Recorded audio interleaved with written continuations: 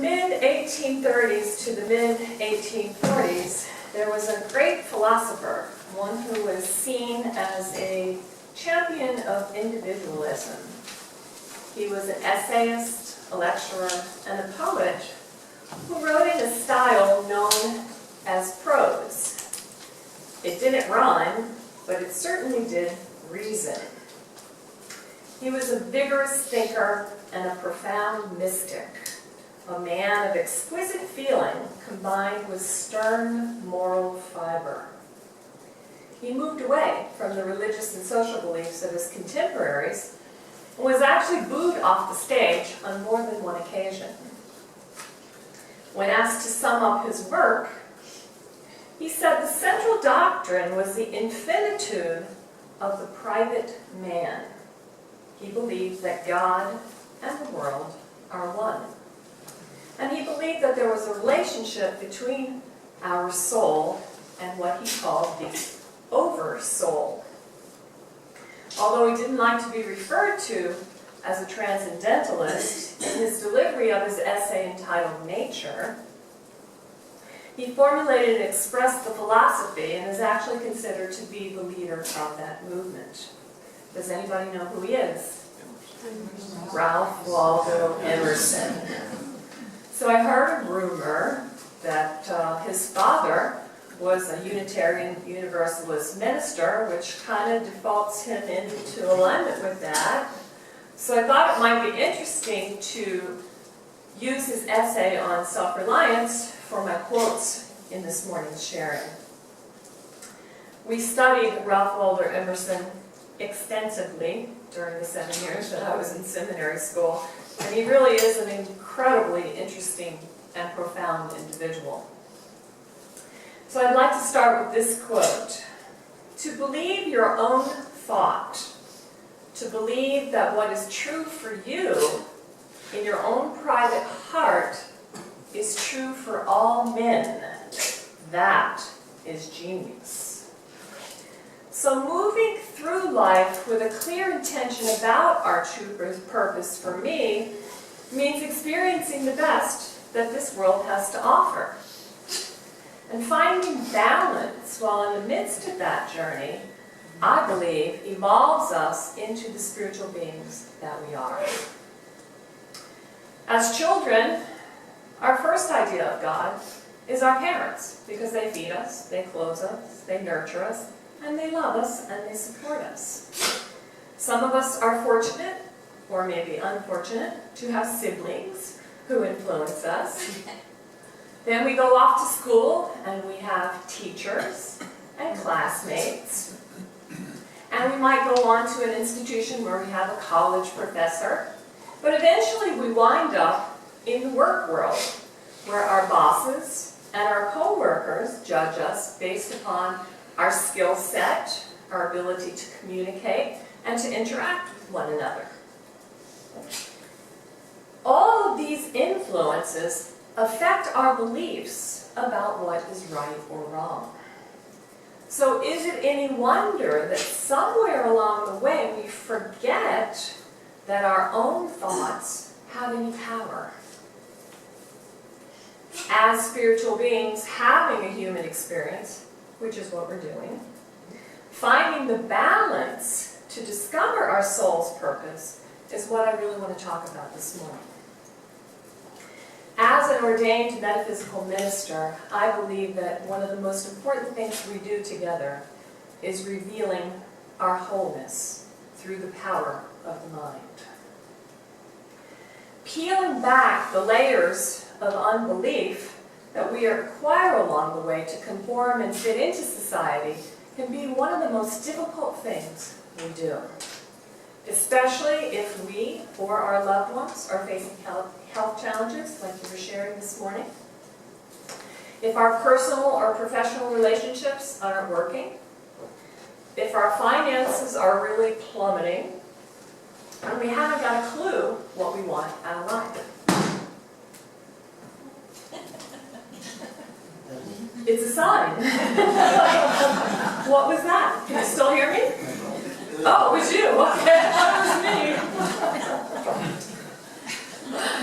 Emerson says that the magnetism which all original action exerts is explained when we inquire the reason of self-trust. As a little girl, at the age of about 5 or 6 years old, I received my very first marriage proposal from the little boy who lived across the street, and he had a ring and everything. Well, as you can imagine, I was very excited. And I went off to Sunday school to tell all my little friends that I was getting married. Well, my Sunday school teacher got wind of that.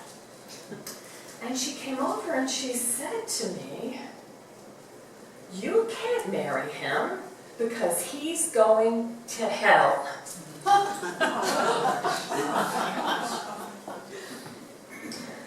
So who decides what's right or wrong? What is the purpose of life? What makes the world go round? Well, thanks to quantum physics, we know that the universe is made up of 3% energy and 97% empty space. And even the scientists are now calling that empty space intelligence. Whether you call it destiny, fate, karma, or even God, that intelligence seems to know what to do. It holds the planets in the sky, it grows my fingernails, keeps turning my hair grayer and grayer and grayer. So my first experience of love left me feeling betrayed. I didn't even understand what the word Jewish meant. And to imagine that that little boy that I loved with all my heart and soul was going to burn in some place called hell, whew, I didn't get it.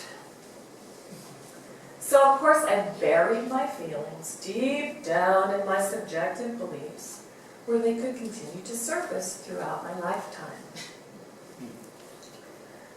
So 6 years later, I fell in love again with the little boy who lived at the end of the block. Can you imagine what happened? He fell in love with the little girl who lived at the other end of the block. So my belief in betrayal would outpicture as an experience of betrayal. And I think it's Einstein who says that when you keep doing the same thing over and over and over again, the same way, expecting a different result, they call that insanity. Any of you been there? The rest of you may as well go home because this talk is not for you. Yes. So how long would I let my Sunday school teacher's beliefs influence my thought patterns that would ultimately experience what would become betrayal for me? When we depend upon anyone or anything outside of ourselves or our past experiences, we're not creating from what Emerson calls our own private heart. So if you remember only one thing from this morning's message, remember that what you think becomes your reality. Emerson says that we first share the life by which things exist, and afterwards we see them as appearances in nature, forgetting that we have shared their cause. So it's hard to imagine that everything we experience in the physical world was once an idea in someone's mind. Most of us depend upon that physical world for our reality. We turn on the news, we listen to the radio, we check our email, and we get busy moving things around out there in what I like to call the land of effect, so that we can fit in and function effectively. But there is a creative power that receives the impress of our thoughts, and it reflects it back to us as our experience. And that phenomenon is known as cause and effect. which reminds me of the story of the two neighbors who were at the fence meeting for the first time. And the neighbor who had just moved to Tryon from California asked the neighbor who lived here in Tryon, "What are the people like?" And the neighbor at the fence kind of scratched his chin a little bit and he said, "Well, what were they like in California, where you came from?" "Oh," he said, "well, they let the air out of the tires in my bicycle. They poisoned my dog. They broke into my house, and I had to move to get out of there." And the neighbor at the fence that lives here in Tryon kind of scratched his chin again and said, "Well," he said, "you know, the people here in Tryon are probably going to be the same exact experience for you." Why? Because wherever I go, there I am. So if you move to a different city, you move to a different country, you take your belief system with you. If you don't like what's happening around you, you might want to think about your belief system. Emerson says it's easy to see that a greater self-reliance, a new respect for the divinity in man, must work a revolution in all the offices and relations of men, in their religion, in their education, in their pursuits, in their modes of living, their association, their property, and even in their speculative views. So imagine what could happen if we stopped trying to manipulate the physical world and we began to work in the spiritual realm, or what I like to call the land of cause, where we change our thinking and we create a new experience. And finding balance, which is the title of my talk this morning, is about experiencing the circle of life from a spiritual perspective. And I'd like to share 4 tools with you this morning that have helped me along that journey as we move through the 4 quadrants of health, creativity, love, and abundance. So let's start out with health, because that seems to be the most challenging one for many people. We might find it difficult to stop certain things from happening around us, especially when they're health-related. But we can work on changing the way we perceive them. So the first spiritual tool I'd like to share with you this morning is kind of a combination of the meditation that we've done already, as well as a little bit of creative visualization. So I'm going to ask you to close your eyes and imagine that you're going on vacation.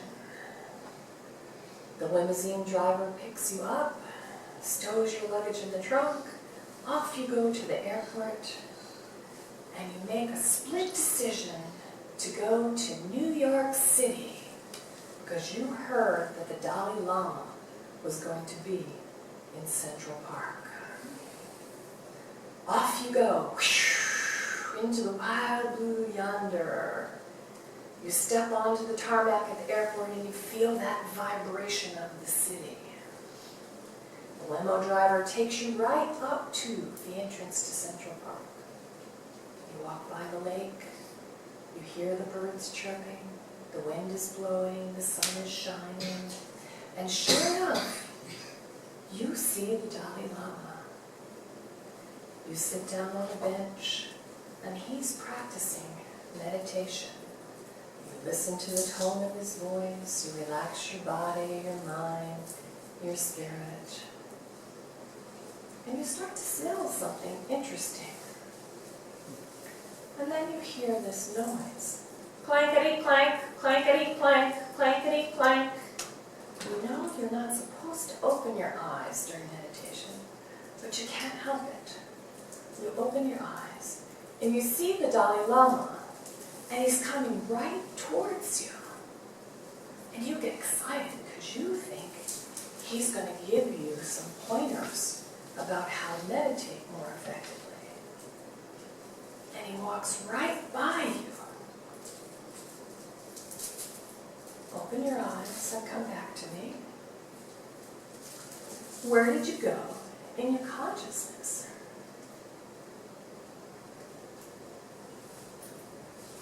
Where is the Dalai Lama headed? You turn around and you see the source of that clankety-clank, clankety-clank, clankety-clank noise. And it's a soubrette all-beef hot dog stand. And you hear him order one with everything on it. Awfully rude for him to just walk right by and not engage me. I thought he was a Buddhist. Is he supposed to be eating meat? So what happened to Unitarian Universalist principle number 1? The inherent worth and dignity of every person. Perhaps instead, you enjoyed his childlike laughter. Have any of you ever heard the Dalai Lama laugh? Wonderful sound.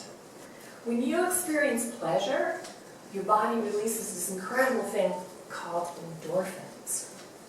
When you experience pain or stress or discomfort, your body releases toxins. Those toxins can kill you before he ever digests the hot dog. So in this physical universe, there are spiritual laws that take our thoughts and act upon them. The experience of dis-ease is simply that. You're not at ease. Your body is releasing toxins. Somehow, you aren't in the divine flow of life. So how do we get back in that flow? Well, one of the tools I'd like to share with you, which is one of my favorites, is called affirmations. So repeat after me. Everything I eat, turns to health and beauty.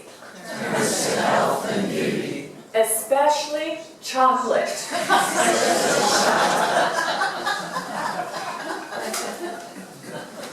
So it only took 2 years after I started saying that affirmation out loud, and my husband, number 2, came home, and the headline in the newspaper said, "Dark chocolate is good for you." About time they caught up. If I shift my perception, I shift my experience. Emerson says there is a time in every man's education when he arrives at the conviction that envy is ignorance. Imitation is suicide. He must take himself, for better, for worse, as his portion, that though the wide universe is full of good, no kernel of nourishment can come to him but through his toil, bestowed on the plot of ground, which is given to him to till. And this brings us into the second quadrant of creativity. Each of us is given our own plot of ground, or what I like to call our field of potential. But nothing happens within that field unless we're willing to do the work.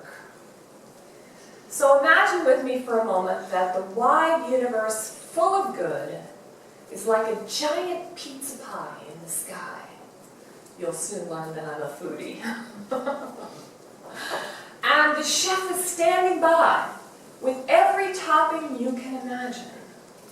Thin crust is available, thick crust is available. You can even get crust with cheese in it. But unless you place the order, nothing happens. So for better or for worse is about our thoughts and our actions making the experience happen. If my pizza has always been delivered cold in the past, and I don't create an opening for a new possibility, what's going to happen? Every light in the delivery boy's path is going to turn red. It's inevitable. So this is about the free and responsible search for true meaning. Change your thinking. Change your experience. So not only is my pizza going to arrive on time and hot, but I'm going to get a free order of chicken wings. So there is a power for good in the universe, and we can use it. And there are many names for that good. God, Buddha, Allah, divine mind, intelligence. The Cherokee call it the great mystery. Emerson calls it the divinity in man. I don't care what you call it, but I do care that you call it. Because it creates your experience by means of you. And if you believe, and there is real faith in that belief, you open a channel through which that belief becomes your reality. And that channel is called prayer. And that's the third tool. Which brings me to the third quadrant, which is abundance. Emerson says that one must not be hindered by the name of goodness, but must explore if it is good. So abundance is never about the stuff, because the stuff is always coming and going. It's about the consciousness that supports that stuff. So we're working on abundance. Let's all say aloud together, I am abundant. I am abundant. So I would like a cup of coffee, but I don't have any cash in my pocket.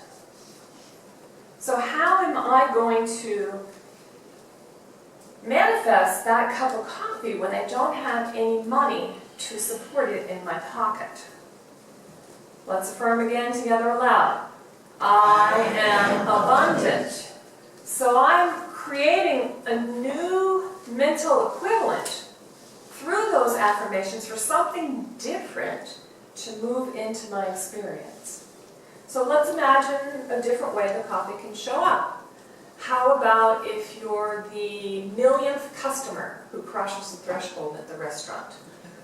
Maybe not only will you get a free cup of coffee, but you get lunch included. How about if you run into a friend outside of the restaurant and they treat you to lunch? How about if you find a $20 bill on the ground? So it's up to us to entertain the possibility that something different can manifest through us. How many of you have worked with a vision board? Vision board is just simply a place where you put things that you would like to bring into your consciousness. So you put it someplace where you're going to see it pretty often. I was working on manifesting a BMW Z4, a red one, for about 2 years. I had my vision board all set up. Went to test drive the car. You're supposed to test drive it so you can imagine that you're doing it. Bought the BMW keychain, put my Chevy keys on it, still had my BMW keychain. So it finally came time to buy one. And I test drove the green one.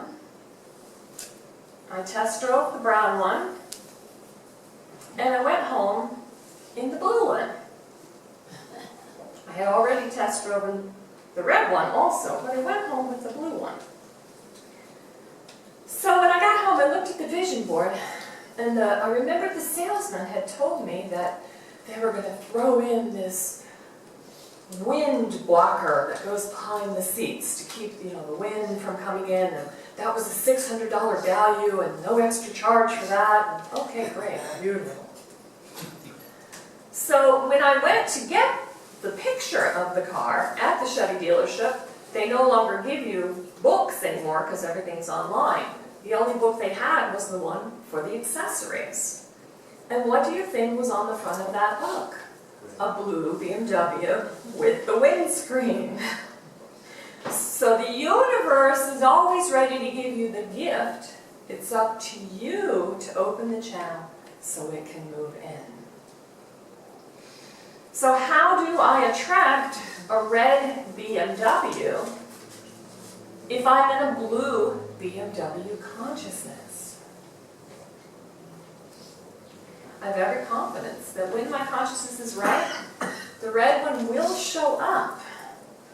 But FYI, the picture that's on my vision board right now is a white one, because that's the one that came in the mail. So there might be a little bit more work for me to do before it happens.